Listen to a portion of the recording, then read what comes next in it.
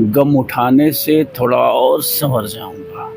गम उठाने से थोड़ा और संवर जाऊंगा। मैं तो चांद हूँ बदली से निकल आऊंगा। गम उठाने से थोड़ा और संवर जाऊंगा। मैं तो चांद हूँ बदली से निकल आऊंगा। मेरे सिरहाने पे जो आंसुओं का प्याला रखा है, मेरे सिरहाने पे जो आंसुओं का प्याला रखा है, इसको पी लूंगा तो कुछ और निखर जाऊंगा। गम उठाने से थोड़ा और संवर जाऊंगा। दुख मनुष्य को मांझता है, जैसे बर्तन को जितना घिसा जाए, सोने को जितना जलाया जाए, जितना तपाया जाए, उतना वो निखरता है। जैसे बर्तन घिस घिस के ही चमकता है, वैसे ही मनुष्य का चरित्र और व्यक्तित्व या उसका जीवन भी संघर्षों से लड़ लड़ के ही निखरता है। लोहा जितना तपता है उतनी ही ताकत भरता है। सोने को जितनी आग लगे वो उतना प्रखर निखरता है। हीरे पर जितनी धार लगे वो उतना खूब चमकता है। मिट्टी का बर्तन पकता है तब धुन पर खूब खनकता है। सूरज जैसा बनना है, सूरज जितना जलना होगा। सूरज जैसा बनना है तो सूरज जितना जलना होगा। नदियों सा आदर पाना है तो पर्वत छोड़ निकलना होगा। और हम आदम के बेटे हैं, और हम आदम के बेटे हैं। क्यों सोचे राह सरल होगा। कुछ ज्यादा वक्त लगेगा पर संघर्ष जरूर सफल होगा। हर एक संकट का हल होगा, वो आज नहीं तो कल होगा। में अगर संघर्ष लगातार बने हुए हैं, लगातार बढ़ते जा रहे हैं, एक के बाद एक संघर्ष का टास्क आपको मिलता जा रहा है नेचर द्वारा, तो आप मान के चलिए कि प्रकृति ने आपके लिए कोई बहुत बड़ा कार्य निर्धारित कर रखा है, कोई बहुत बड़ा टास्क निर्धारित कर रखा है जो आपके माध्यम से वो संपादित करवाना चाहती है। तो दुखों से, परेशानियों से कभी घबराना नहीं चाहिए। बुजुर्गों का कहना है ना कि मन के हारे हार है, मन के जीते जीत। तो ये जो जीत का टेम्परामेंट है उसको बनाए रखिए। हार मानने वाले, जैसे आप कह सकते हैं कि भाई फला व्यक्ति दुख में ही जीता रहा और दुख से ही मर गया, तो असल में ऐसे लोग हैं जो मन से हार को जब स्वीकार कर लेते हैं तब जो है बात बिगड़ती है। अन्यथा अगर आप लगातार इस टेम्परामेंट को कायम रखें कि मन से हम नहीं हारे हैं या मन से हम नहीं हार मान रहे हैं, तो आप मान के चलिए कि ये आपके जीवन में विजय सुनिश्चित है। तो सुख और दुख, खुशी परेशानी, ये सुबह और शाम की तरह है, दिन और रात की तरह है। ये आई है तो जाएगी भी, ये निश्चित है।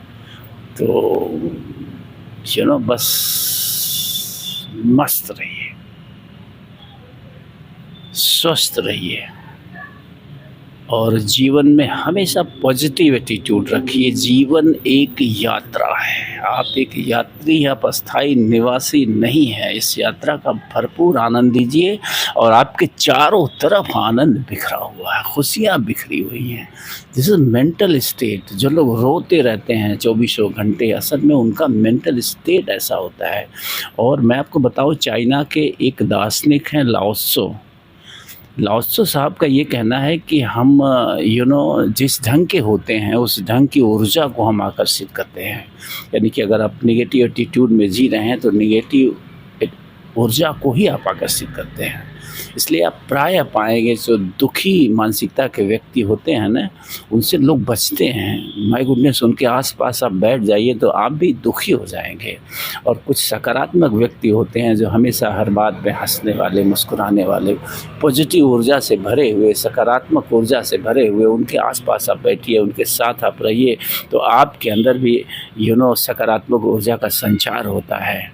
तो बस यही है जीवन, इसको बस ज़रा सा समझने की ज़रूरत है। जीवन एक कला है, जीवन जीना एक कला है।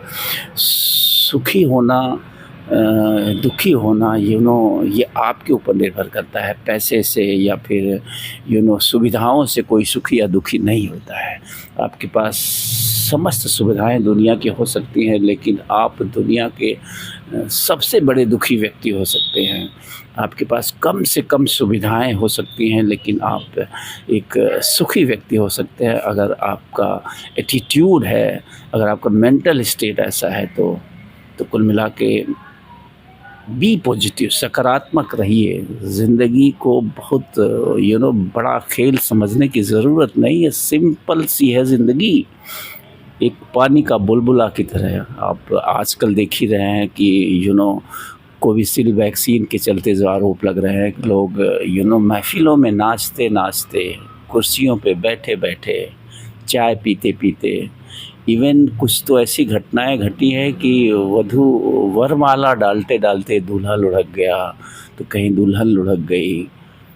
डांस करते-करते लोग यात्रा समाप्त हो जा रही है उनकी। तो ज़िंदगी को बहुत बड़ा वो बनाने की ज़रूरत नहीं है। ये ज़िंदगी एक यात्रा है, जाने के बाद कोई मतलब नहीं है कि आपके पीछे के जीवन में क्या था, आपकी मूर्तियाँ बड़ी-बड़ी लगी कि नहीं, आप पे किताबें लिखी जा रही हैं कि नहीं, आपको लोग याद कर रहे हैं कि नहीं, कुछ नहीं। बस यात्रा है, इस यात्रा को सुखमय बनाइए और इस यात्रा को सुखमय बनाने का एक सहज तरीका है। जैसे आप एग्ज़ाम्पल ले लीजिए, कभी आप ट्रेन में यात्रा कर रहे हैं, अगर आसपास के जो भी सहयात्री हैं उनके साथ आपके संबंध मधुर हैं, आप हंस रहे हैं, बोल रहे हैं, उनके साथ कोई तनाव नहीं क्रिएट कर रहे हैं, तो आपकी यात्रा सुखमय होती है। अगर आपने किसी सहयात्री से झगड़ा कर लिया तो आप प्रायः पाएंगे कि पूरी यात्रा आपकी जो तनावग्रसित हो जाती है। ठीक ऐसे ही जीवन की यात्रा भी है। अगर आप इस यात्रा को सकुशल सखुशी संपन्न करना चाहते हैं तो जो सहयात्री आपके आसपास हैं उन सहयात्रियों का भी सम्मान करिए, उनको भी उनके साथ एक सकारात्मक व्यवहार रखिए। आप देखिए यात्रा कितनी शानदार और खूबसूरत हो सकती है और होगी। तो बस आज के लिए यही डिवाइन टॉक का हिस्सा था। थैंक यू, फिर मिलेंगे।